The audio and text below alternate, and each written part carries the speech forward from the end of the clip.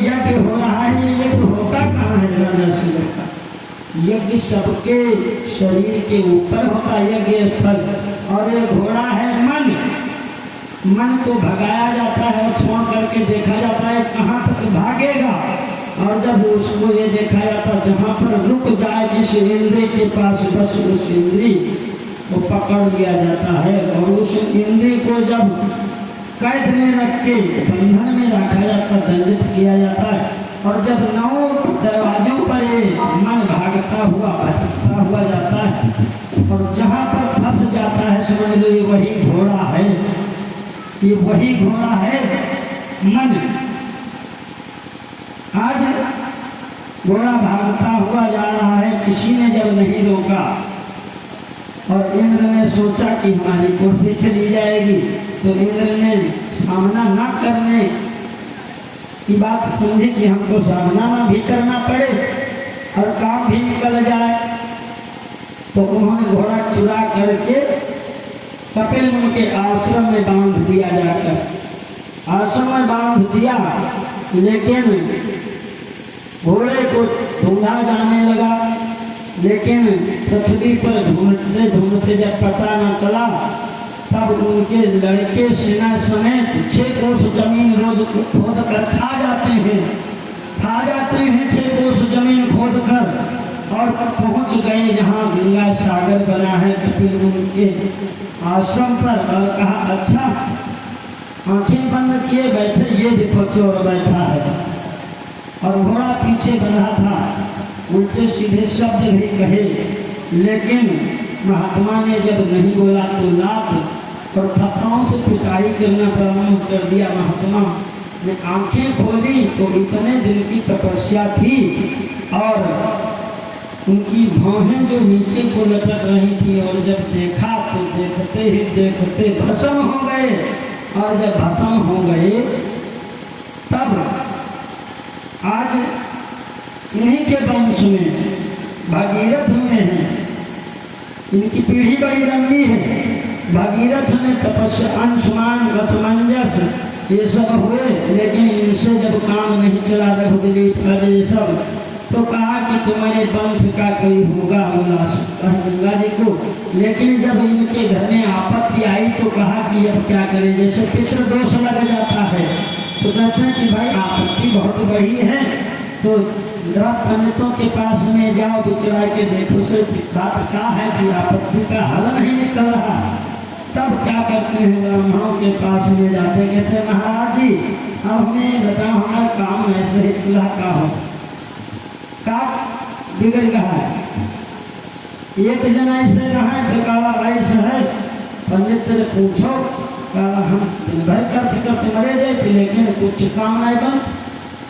पंडित जी तो सही तो चला गए, तो गे तो कहा ये बताओ हमारे कर्म का लिखा, देखो हमारे कर्म का लिखा है, हमको परेशान है। तो कहा तुम करी हो नहीं, जो कहा तो कहा कहे, तो कहा तुम्हारा कर्म सो रहा, तो कहा कहाँ सो रहा है, तो कहा वहाँ जाओ, इसी उत्तर दिशा में वहाँ जाके यहाँ और क्या यहाँ थोड़ा जाए, हुआ तो थोड़ा सो रहा। तो कहा कत्ता कहते हैं, तो कहा अरे खोजा हो जाए 8 फीट फाटे जा फाटक वहाँ पर जब खोद पहुँचे तो मिला कहा हुआ है वो खोदे जा, ऊपर चले आए हो धरती हला। तो कहा अरे हिमा का कह हो पहले हुआ है, कहा हमारे तुम्हारा करा, तो कहा उठो जल्दी पूछ लियो बस यहाँ पर का कह हो, अब मिलियो सो गए हैं। तो बना उठ पड़े, तो कहा बताओ कहीं सो रहे हो, हम जाने नहीं तो बात। तो कहा कि जो कहे वो करी हो, तो कहा हम कहा करी हो नहीं, कहा करब नहीं कर। तो कहा बताओ कौन कर। तो कहा जाओ आज राजा जब सभा लगावे और सभा में जब बैठे तो लड़के जीता जाए उनका पीछे लगे थोड़ी। तो कहा तुम तो पहले ही बता दे कि जब तक नमाज जा जाए, कहा चाहे जब से ना बैठी हो तुम दबो न तुमको। तो कहा ये तो तुम ये तो कहा ये तो कहीं चाहती हो, कहा जाओ बताइए, कहा तुम जाओ और जिस राजा बैठे हो उसे लेके जूता जीत जाए। तो ये हिम्मत वाले गिरान है, लेकिन पहुंचे और जिस झाड़ बीमारी मुद्दा तो सब दौड़े, लेकिन वह फाक ढेर के तो कहा अरे दुहना आ जा तो राजा रहेगे वहाँ खारिखा तुम तो कहा बचा ली। बड़ा राजा प्रसन्न होंगे, कहा यू जानकार है देखो, यू ना आ जा तो वह राजा मर जाते, तो राजे बच गए। तो बहुत धन है थे, तो कहा बात बन गए, कहा बन गए, कहा हम कहा वही तो बहुत मेहनत करती, अब क्या मेहनत करती, कहा क्या दिन और रुको, तो कहा आज तो बचगिन देखो आपत्ति हो। तो कहा अब की जैसे राजा खाना खा के यहाँ और अपने बंगला में पहुँचा हूँ, और जैसे पहुँचा फसल जाओ सुनो कोई भी ना पकड़ एक बार खींच पहला है काम। तो कहा अब की तो बस पहले दर्द हुई याद ना तो बचे रहा की पता नहीं का हूँ। तो कहा अच्छा चलो या खा दे, और जस राजा खाए के यहाँ खाना आराम करेंगे तो जाए कोई सुनी नहीं, सारी समाज गई पकड़ टांगे खींच बाहर घर चले आओ, तो सोचा यूँ का होगा, लेकिन जब बाहर गए तो फिर वो बैठ का ध्यान मत गिरेगा, अरे फिर वो तो बहुत जानत का कहा खींच बाहर के दिन में राजा बाहर बनी के रहा देती। तो काला बनी तो मेरा काला मन गिराओ ना कहा तुमको, तो काला कर्म सो रहा है तो कर्म जाग गवा, लेकिन जब जागी जाती है तो कर्म पर ध्यान नहीं देते। यह बच गया कहाँ तो रामायण लिखा है, अभी हमारी कथा 6 में चल रही थी, तो वहाँ एक दादाजी आए, उन्होंने विचार बनाया कि हम पंडित जी से ये पूछेंगे कि महाराज ये बताओ तो यह सो जो राम रच रखा तो कर तरक बढ़ावे शाखा की कर्म प्रधान विश्व, पूछे बजाय लेकिन वह प्रसंग लगा। तो कहा महाराज हम यहाँ पूछिए, हम यहाँ चालू कर दो, क्या कहना चालू कर दो। आज जब व्यक्ति का दिमाग काम नहीं करता तब अपने संत महात्मा ब्राह्मणों गुरुजनों के पास में जाता है कि अब हमारा दिमाग नहीं जब काम कर रहा, अब बताओ क्या करें। तो आज उसी प्रकार से राजपाठ में जब गड़बड़ी आई तब जाकर के गए गुरुदेव के पास में, बोले कि गुरुदेव गरीब गुलाम आज अपनी दुर्गा के घर रोते हैं।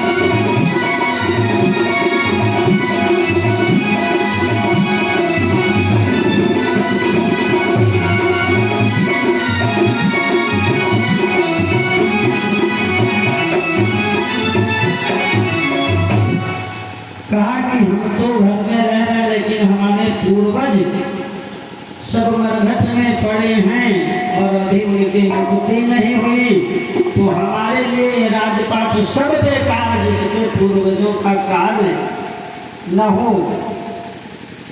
पुरखे अगर दिक्कत में हैं तो चाहे जितना तुम्हारे राजपाट हो सब बेकार, उन्हीं के घर में पितृ दोष लग जाता है, और जब पितृ दोष लग जाता है तो सबसे पहले यही होता है कि बुद्धि खराब हो जाती है। जब बुद्धि खराब हो जाती है तो आपस में घर में ही लड़ाई झगड़ा होता है, उसके बाद में धन का नष्ट होना, फिर पंथ का नष्ट होना, ये सब पितृदोष के लक्षण होते हैं। और शराब जरूर उन घरों में चालू हो जाती है जिन घरों में पितृदोष का लक्षण होता है। आजकल 70% तो पितृदोष हर घर में होता है। ऐसा कौन सा व्यक्ति ढूंढ कर लाएंगे जो अपने पितरों का अपमान नहीं करता, अपने पितरों का अपमान नहीं करता, अपने पूर्वजों की परंपरा को मिटाने का काम ज्यादा जरूरत रहा। इसीलिए आजकल राहु का ज्यादा प्रयोग हो रहा है। राहु प्रबल है। जो विद्वान जानते हैं हमारे महाराज जी जैसे कि राहु काल इस समय 1.5 घंटे हर दिन होता है, उस समय अगर कोई काम करोगे तो किया हुआ अच्छा कार्य भी नष्ट हो जाता है। 1.5 घंटे प्रतिदिन राहु का समय होता है। उस समय में अगर आप कोई काम करते हो तो नष्ट हो जाता है, अच्छे के बजाय बुरा ही होता है।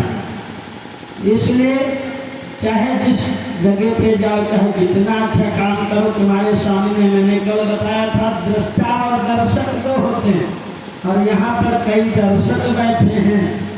दृष्टा नहीं जब सत्संग होता है तो अपनी कमी नहीं ये देखते हैं वक्ता क्या बोल रहा है। ये जो बोल रहे हैं हम खुद जाने और आता जाने की जनता नहीं, हम सब पढ़ चुके हैं।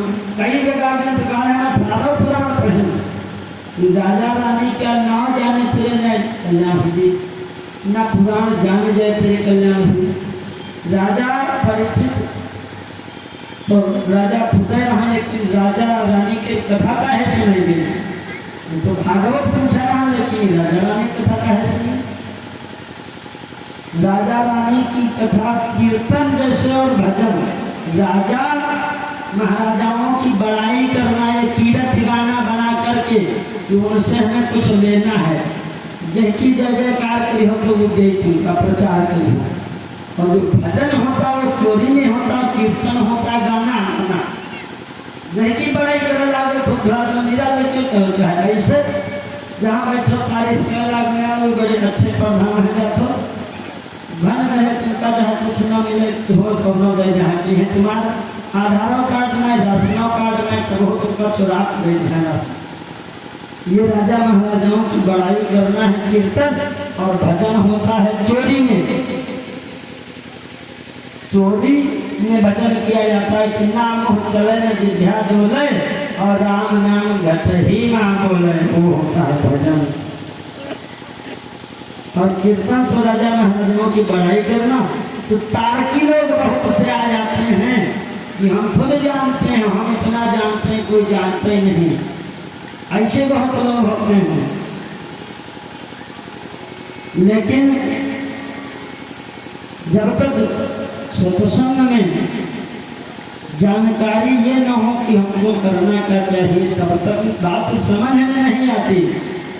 इंद्र पिंडे ब्रह्मांडे, धरती से आकाश तक सब परमात्मा का ही स्वरूप है, सब परमात्मा का स्वरूप है।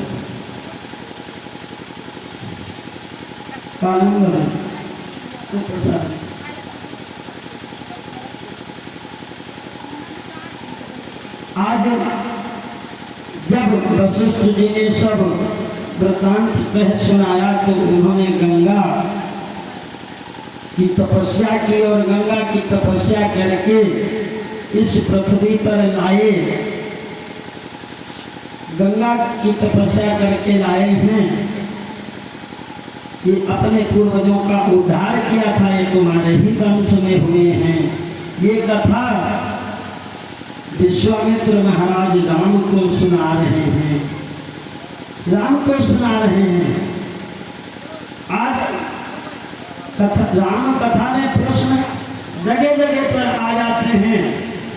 कहा कि जब ये गंगा पैदा हुई थी, जब ब्रह्मा ने भगवान का चरणोदक लिया था, तब तो एक विद्वान कहने लगे कि ये जो चरणोदक लिया गया था, ये गंगा जिससे चरणोदक लिया गया भगवान का, वो कमंडल में जल कहाँ से आया था?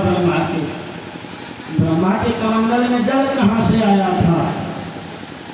तो कहा सुनो, एक बार कर तल कर दिया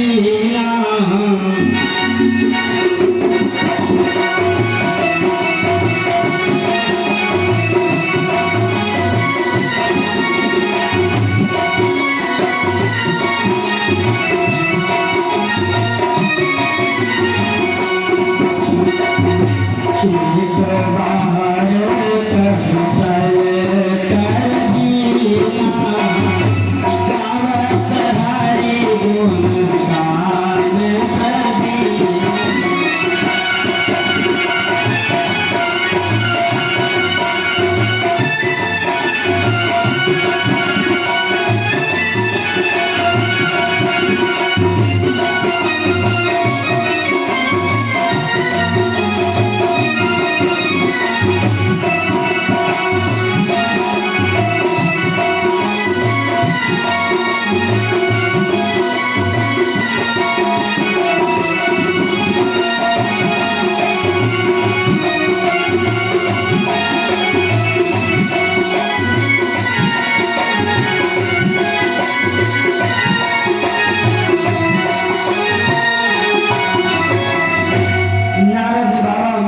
लोक में भ्रमण करने के लिए आए और वीणा बजाते हुए गा रहे हैं कि श्रीमन नारायण नारायण